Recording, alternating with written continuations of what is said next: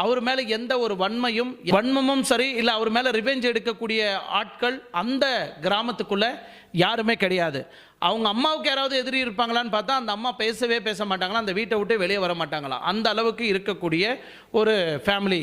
சரிங்களா? அது மட்டும் இல்லை, செந்தில்குமாரோட மனைவி கவிதா அந்த நாள் வீடியோவை நீங்கள் பார்க்கலாம். அவங்க இறந்து போன அன்னைக்கு கத்தி கத்தி கதறி கதறி அழுதாங்க. ஸோ அந்த இடத்துல என் கொலை பண்ணவனை நீங்கள் அரெஸ்ட் பண்ணணும், தண்டனை கொடுக்கணும், அப்படி இப்படின்னு ஆக்ரோஷமாக கத்த ஆரம்பித்தாங்க.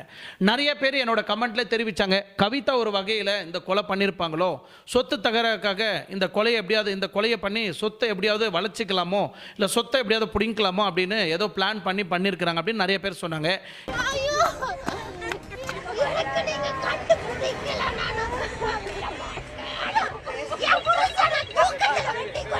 என் புள்ள 7 வயசுல இருந்ததுக்கு நீங்க பொறுப்பு கிடையாது. ஆனா